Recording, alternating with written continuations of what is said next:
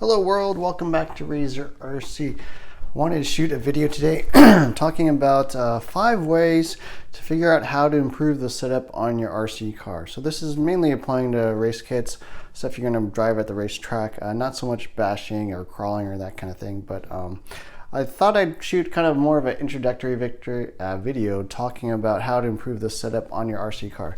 So this is not so much like a nuts and bolts, deep explanation of all these different adjustments on your car. I've got my T6.1 in front of us, one of the more challenging RC cars I've owned to try to get the setup right, because I think the kit setup is not very good.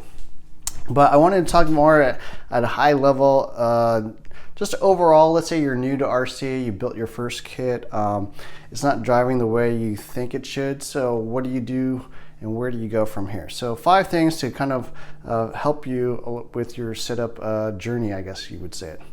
So number 1 is to basically educate yourself. There's a ton of information out there. There's books. I use the Huddy Off-Road Setup Guide. There's also this chassis setup guide, which I don't think is quite as good. But there's tons of information out there. There's videos, there's websites, there's articles, there's books, as I mentioned. So tons of ways to educate yourself about what setup is. And it's a really complicated topic. I mean, you could spend your whole life trying to figure out setup, and I'm still learning every day. So I'm not saying that you'll find everything just by reading a couple books. But I find this is pretty much the most important thing you can do. Just kind of learn on your own, and other people have information out there, so you might as well take advantage of it. Now, a word of caution, pretty much every setup book I've read has different explanations for the same thing. You'll read one setup guide which says, oh, moving the shock out, softens it, gives you more traction. Another setup book that will tell you, oh, moving the shock outside will make it, stiffer or whatever. So there's tons of stuff out there, a lot of it contradictory, but the best thing you can do is educate yourself. So that's number 1.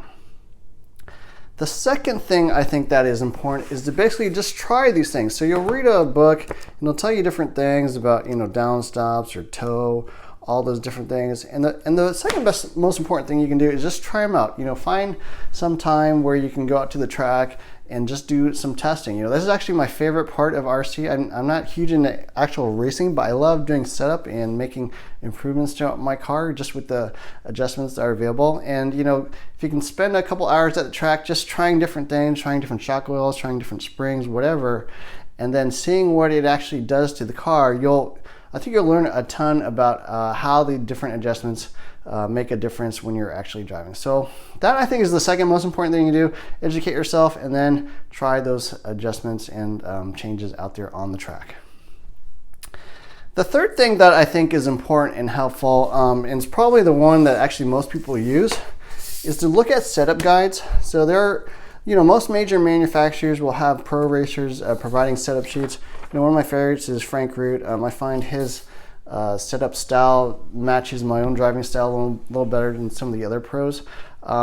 So this is another good way to try to figure out things. Now, you'll probably notice that for something like a Team Associated B6.1 or something like that, there's going to be 100 different setup sheets, and they're all going to be completely different. So you might ask yourself, well, okay, what do I do with this information, right? Whose setup sheet should I follow? And a couple tips on that. One, if you can find another driver whose setup sheets seem to work really well for yourself, I'd probably try going with that person and then looking at their setup sheets first.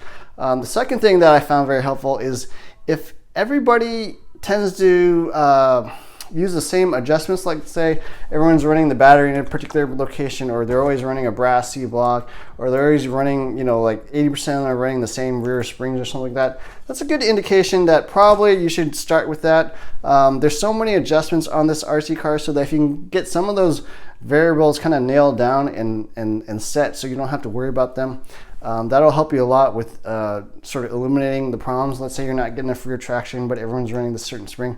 We'll throw that spring on and then see if you still have that problem. And then if so, maybe look somewhere else, because it's probably not the springs that's the problem. So that also helps.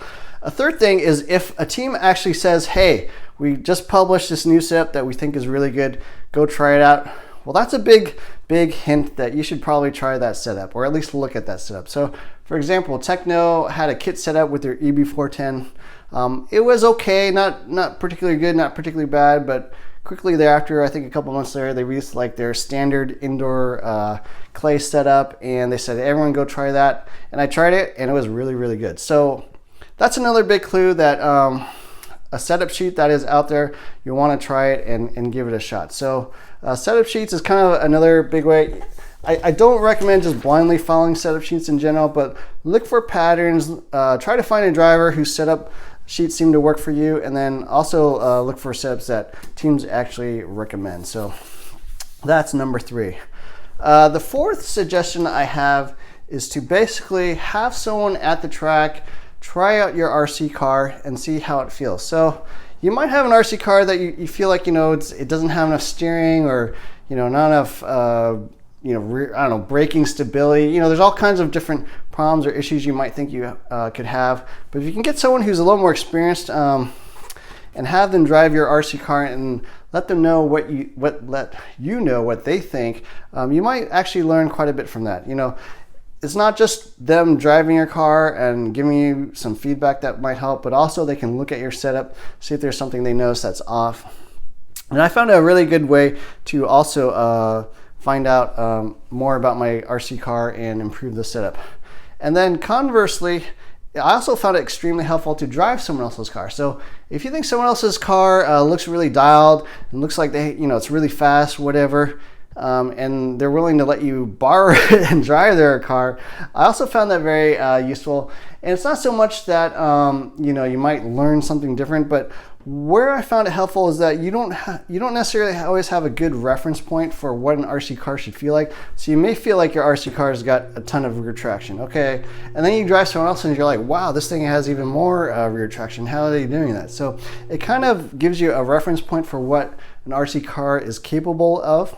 And until you've actually driven a better car, or sort of seen one in action, you might not even realize that there are things you could be doing to make your car better. So it's kind of related to letting someone else drive your car.